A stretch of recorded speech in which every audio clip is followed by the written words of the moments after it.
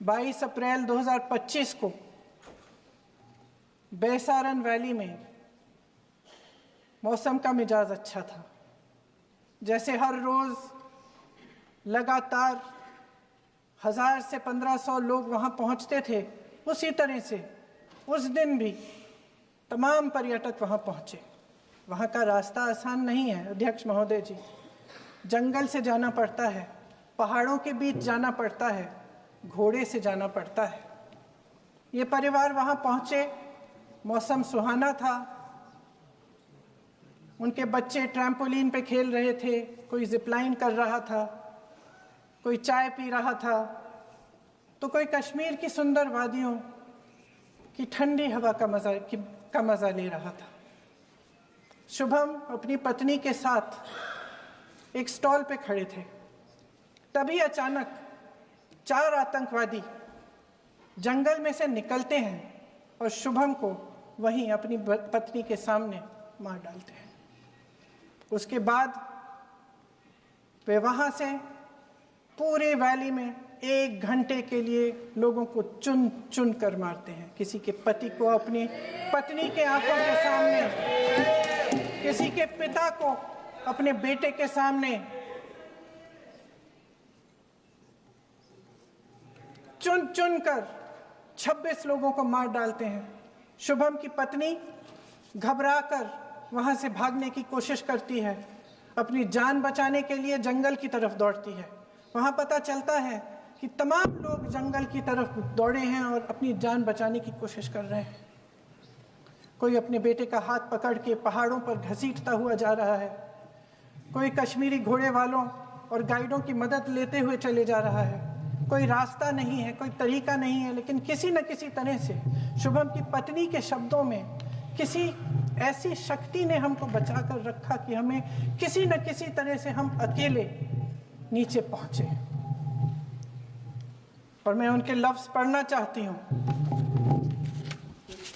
क्योंकि उन्होंने कहा कि इस पूरे समय जब 1 घंटे के लिए चुन चुन कर भारतीय नागरिकों को मारा जा रहा था, इस पूरे समय उसे एक सुरक्षाकर्मी नहीं दिखा, एक सैनिक नहीं दिखा।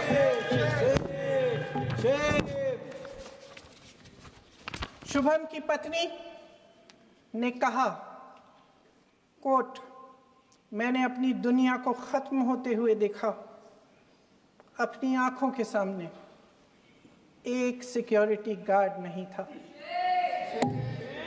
मैं ये कह सकती हूं कि देश ने, सरकार ने हमें वहां पे अनाथ छोड़ दिया था।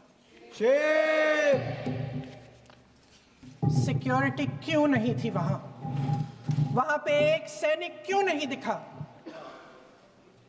क्या सरकार को मालूम नहीं था कि यहां रोज 1000 से 1500 पर्यटक जाते हैं? क्या सरकार को मालूम नहीं था कि यहाँ के पहुंचने के लिए जंगल के रास्ते से जाना पड़ता है? अगर कुछ हो जाएगा तो लोग वहां से निकल नहीं पाएंगे। एक चिकित्सा का इंतजाम नहीं था, फर्स्ट एड का इंतजाम नहीं था, कोई इंतजाम नहीं था, ना सुरक्षा का ना फर्स्ट एड का। इन लोगों को भगवान भरोसे छोड़ दिया गया। ये लोग वहां पे इस सरकार के भरोसे गए और इस सरकार ने उन्हें भगवान भरोसे छोड़ दिया।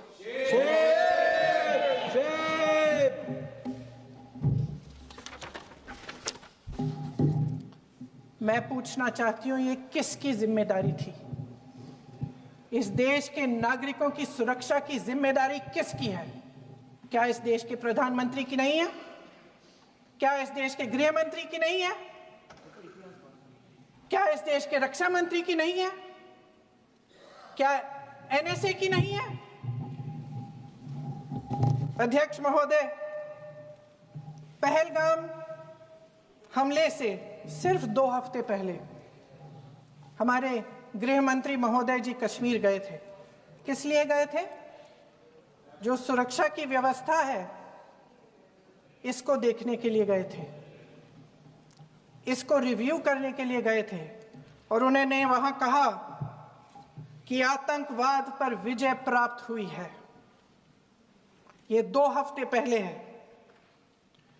3 महीने बाद जेएनके के गवर्नर साहब एक आम इंटरव्यू में ऐसे ही चलते चलते कह देते हैं कि हाँ, बैसारन वैली में बहुत लापरवाही हुई और इसके लिए मैं जिम्मेदारी लेता हूँ। ऐसे ही चलते चलते, और वो बात होती है, ख़त्म भी वहाँ होती है और वहीं ख़त्म हो जाती है। उनसे जिम्मेदारी ली भी नहीं जाती, कोई सवाल नहीं उठाता, कोई जवाब नहीं देता। अध्यक्ष महोदय, उस हमले की जिम्मेदारी एक आतंकवादी गुट जिसका नाम TRF है थोड़े दिनों बाद लेती है। कौन है ये TRF? 2019 में ये गुट बना।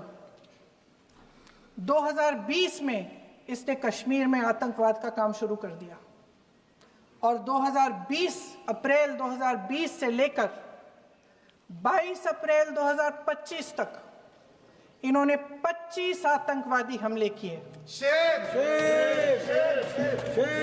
गृह मंत्री महोदय ने जब यूपीए सरकार के समय के आतंकवादी हमले गिने तो लगभग 25 गिनवाए थे अभी अपने भाषण में।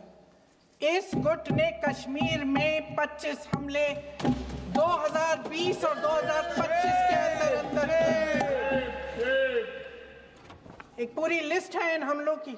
मेरे पास इतना समय नहीं है इसलिए मैं एक एक को नहीं पढ़ना चाहती, लेकिन मैं इतना कहूंगी कि इनमें रियासी का हमला भी था।